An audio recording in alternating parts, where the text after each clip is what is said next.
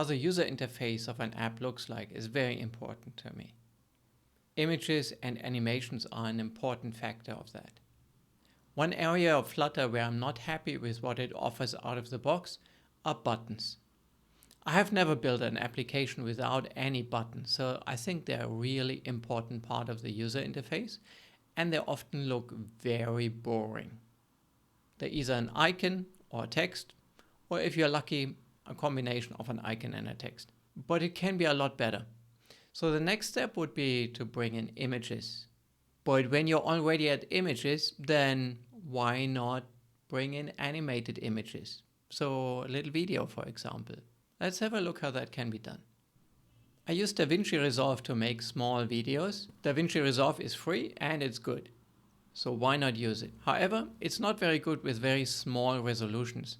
Most people use it for full screen videos. Any resolution where one dimension is smaller than 256 pixels will be a problem. So I recommend to identify the dimensions you need and scale it up to a resolution that has at least 256 pixels in the smaller dimension. So for example, I made a button that is 100 times 40. So I made a video that is 800 times 320. So the smaller dimension is larger than 256. So I can easily make a video in that dimension. I make sure that the content of the video fills the entire resolution. And then I can scale it down accordingly in Flutter. So here I am in Davinci Resolve. I just created a new project. And the first thing I do is go to the project settings and change the resolution. I want my button to be 100 pixels wide and 40 pixels high. Everything below 256 does not work with Davinci Resolve. So I upscale that by factor 8. And then I have 800 wide and 320 high. I changed the frame rate to 60 frames per second. Because animations on mobile devices can have a high frame rate and it's very, very small, so the file will still be small. Now I don't need to import any media, but the first thing I do is to create a new Fusion composition, and that will be my animated next button. It has a frame rate of 60 and a duration of actually only a third of a second. But I make the clip 1 second and then adjust it in the settings in the timeline. Then I go to the Fusion page, and this is where I will actually create the button. Everything that leads to media out will be shown in the video. So the very first thing is I need a background, and I want that to be transparent. And I change the name of my nodes so it's more clear how the whole thing works. So now I have a transparent output and I want to create a rectangle shaped button on top of that. So I merge onto it a button shape and the button will have a background color. And I start out with the frame of the button, which I want to be black.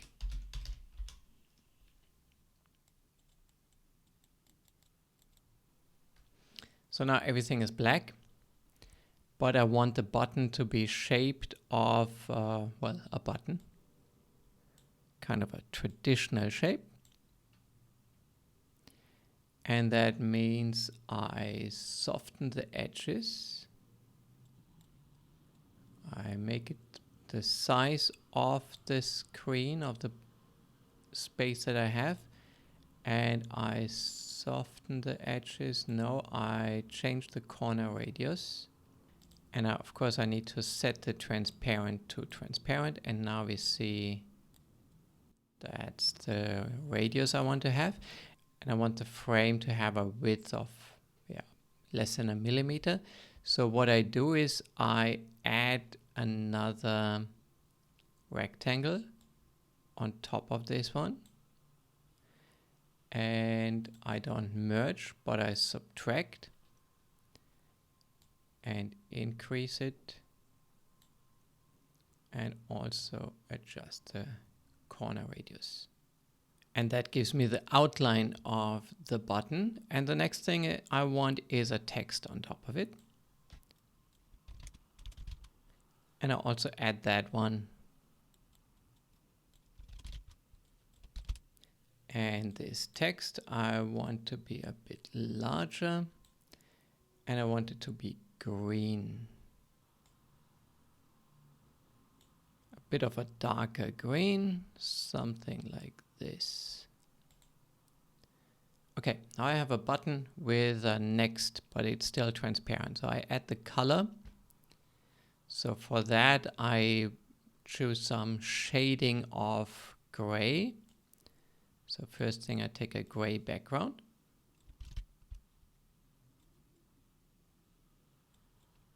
And also merge that in.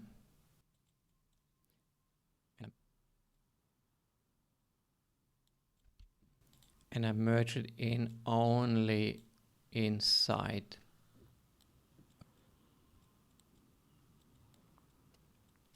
And I add a shading area that I want to fill with this color gradient.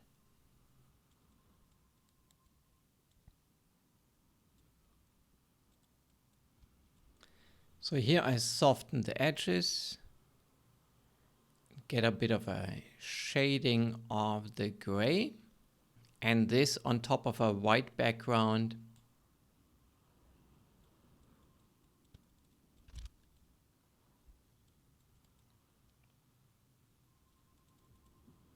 Gives me a bit of a color gradient, and of course the white gradient should also only be applied within the button.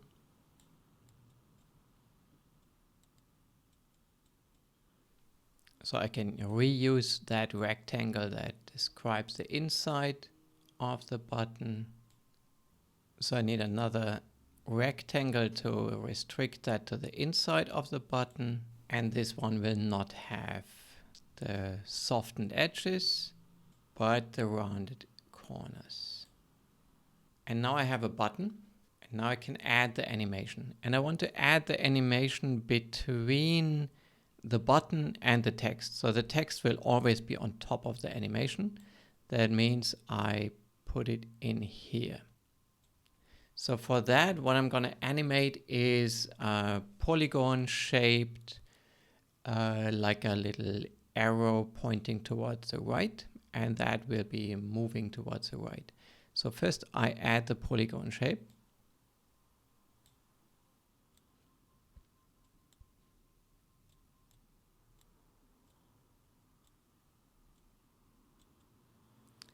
Kind of like this. And I soften the edges a bit, that it is a bit more blurry and looks a bit nicer.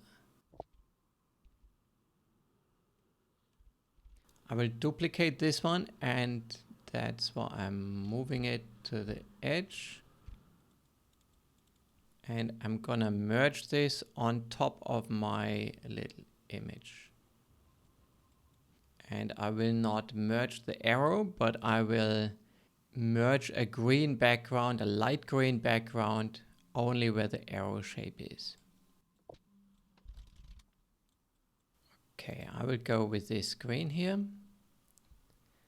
and apply it only where the arrow is. So now I have a light green. Actually, that looks a bit too light.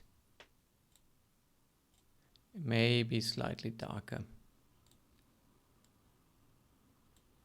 Maybe a bit more green. Let's go with this one. And of course, I don't just want one single arrow, but I want multiple.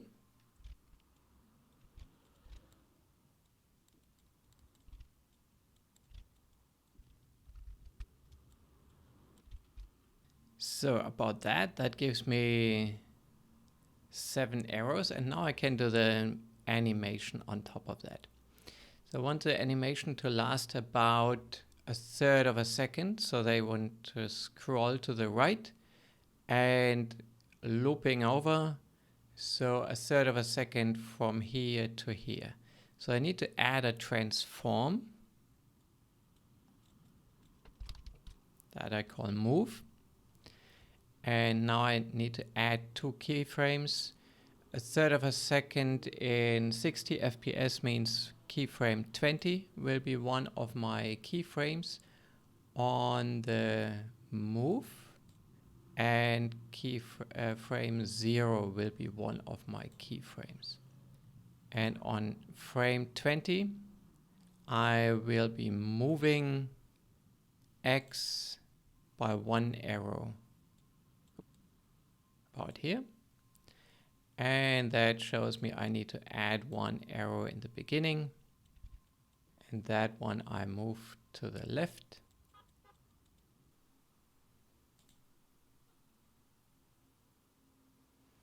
So now it moves between the frames 0 and 20. And I need to limit the overall animation to this range.